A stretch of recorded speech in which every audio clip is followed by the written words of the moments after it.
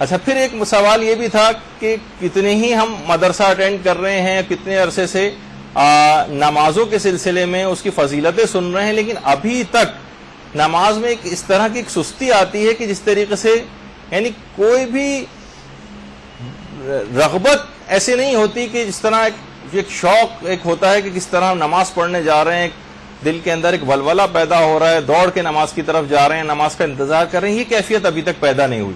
تو نماز میں جو سستی ہے اس کا کیا کیا جائے؟ تو دیکھیے اس کے لیے بھی یہ سوال آیت اللہ بہجت سے بھی پوچھا گیا تھا. ایک جوان نے کہا تھا کہ نماز پڑھنا میرے لیے بہت ہی مشکل کام ہے، آخری منٹوں میں بھی بہت ہی مشکل سے جاتا ہوں نماز پڑھنے کے لیے، اب میں کیا کروں؟ تو آیت اللہ بہجت نے جو نماز میں سستی کا علاج اس نوجوان کو بتایا.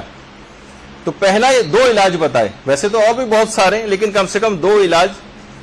ایک تو فرمایا انہوں نے کہ قلل من شرب الماء، پانی کم سے کم پیا کرو. یہ بہت سے آ رہے افراد کو ہو سکتا ہے کہ آج کل کیونکہ میڈیکل سائنس آپ کو پتا ہے کہ وہ بہت زیادہ ہم لوگ اسی کو زیادہ اوتھینٹک اور حجت سمجھتے ہیں، اگرچہ بہت سی روایات میں بھی زیادہ پانی پینے کی ممانعت ہے، لیکن یہ کہ بہرحال لوگ کہتے ہیں کہ بھئی اب زیادہ سے زیادہ پانی پینا چاہیے اور روزانہ اتنے گلاس تو ضرور ہی پانی پینا چاہیے. ہو سکتا ہے کچھ عرصے کے لیے سمجھ جتنی سائنس نے اپنے اندر تیزی کے ساتھ نظریات تبدیل کیے ہیں اور کسی بھی علم نے شاید اتنی تیزی سے تبدیل نہیں کی. تو بہرحال قلل من شرب الماء یعنی پانی کو کم سے کم پیو. بہت زیادہ پانی پینے سے بھی جو ہے وہ نماز میں سستی پیدا ہوتی ہے، کوئی نہ کوئی کنیکشن ہوگا کہ جس کی وجہ سے انہوں نے اس کو ذکر کیا ہے. دوسری چیز آیت اللہ بہجت نے اور فرمائی کہ قرآن کی ایک آیت ہے، بلکہ سورہ انعام کی آیت نمبر 133، وَرَبُّكَ الْغَنِيُّ ذُو الرَّحْمَةِ.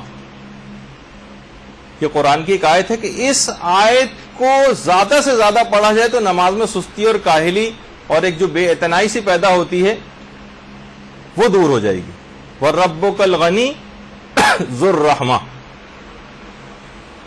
یہ زیادہ سے زیادہ پڑھا جائے. وہ بچے اور نوجوان کے والدین جن کے سلسلے میں پریشان رہتے ہیں کہ ان کو کوشش کر کر کے ہم تھک جاتے ہیں، نماز کے لیے آمادہ نہیں ہوتے، ان کو بھی آپ یہ بتائیں کہ چھوٹی سی ایک آیت ہے، اس کا ایک ٹکڑا وَرَبُّكَ الْغَنِيُّ ذُو الرَّحْمَةِ، یہ سورہ انعام کی آیت نمبر 133. یہ بچے سے کہیں کہ روزانہ زیادہ سے زیادہ پڑھ لے تو آپ کچھ ہی دیکھیں گے، دنوں میں دیکھیں گے کہ یہ تبدیلی اس کے اندر ایک رونما ہونے لگے گی اور نماز کی طرف خود بخود رغبت ہو جائے گی. پھر ایک مسئلہ یہ بھی تھا کہ چلے نماز کی طرف اگر چلے بھی جاتے ہیں تب بھی نمازوں میں خشوع و خضوع پیدا نہیں ہوتا. نمازوں میں خشوع و خضوع، اس کا جواب بھی ظاہر ہے کہ علماء ہی سب سے زیادہ بہتر دے سکتے ہیں. تو آیت اللہ بہجت نے اس کے بھی نمازوں میں خشوع و خضوع کے لیے کیا کریں. ویسے جو بہت پرانا گروپ یہاں پہ بیٹھا ہوا ہے، نماز میں خشوع و خضوع کے 35-40 طریقوں کے اوپر ہماری کلاس ہو چکی ہے. بہت اگرچہ اس کو 7-8 سال ہو گئے کلاس کو، لیکن یہ کہ انشاءاللہ آپ لوگوں کے لیے ذرا نئے انداز سے دوبارہ وہ کلاس لینی ہوگی تاکہ سب کے لیے پھر فائدہ مند اور کارآمد ہو جائے. اس میں پریکٹیکل طریقے ہم ذکر کریں گے کہ نمازوں میں ہم خشوع و خضوع کیسے پیدا کریں.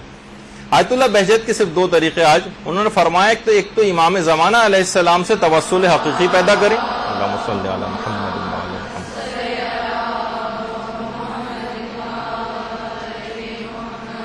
اور دوسرا یہ کہ نمازوں کو ان کے اول اوقات میں ادا کریں. پھر آپ خود دیکھیں گے کہ اگر آپ نے اس بات کا اہتمام کر لیا امام زمانہ سے توسل حقیقی کیسے پیدا کریں، خود ایک ذرا تفصیلی موضوع ہے جو انشاءاللہ 15 شعبان کے سلسلے میں جو امام زمانہ سے متعلق ہماری ایک نشست ہوگی اس میں اس بات کو ذکر کریں گے.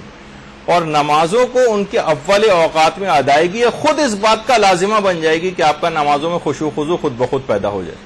یہ اس وقت ہوتا ہے کہ جب آپ نمازوں کو بہت زیادہ لیٹ کرتی ہیں، ڈیلے کرتی ہیں، کاموں پہ کام کرتی چلی جا رہی ہیں، اپنے گھریلو اور نماز کو پس پش ڈال کر آخری اوقات تک پہ کھینچتی ہوئی لے جاتی ہیں، تب یہ ایسا ہوتا ہے.